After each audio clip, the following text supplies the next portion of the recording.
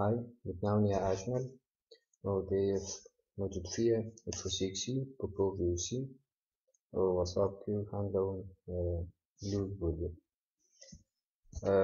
Lydbølgen kommer ud, når vi rører på en linsnor, hvor støjende bølger opstår med frem og tilbage. Spørgsmål nummer 2 siger, om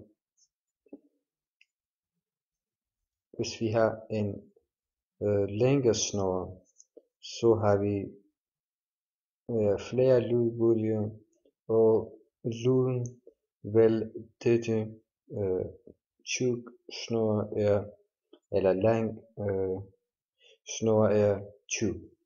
Og jo kortere bliver den, jo mindre lydbølger og kort, eller klar og tynd lyd kommer ud fra. Vi kan også sammenligne vores eksperiment med guitar, hvor vi rører snøren, så opstår der forskellige lydbølger med forskellige snores størrelse. Det vil sige, hvis vi har en tynd snor, så får vi en klar tone, og når vi har en med flere lydbølger, mindre lydbølger, og når vi har en tyk snorstørrelse, så selvfølgelig har vi en tyk lyd også. Spørgsmål nummer 4 siger, guitar sender flere frekvenser, fordi den har flere lydbølger på grund af snorens kort afstand.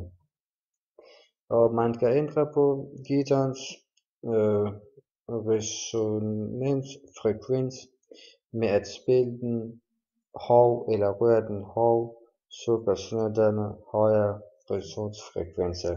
Eller man kan også skifte på indstillingerne, så får den omvendt.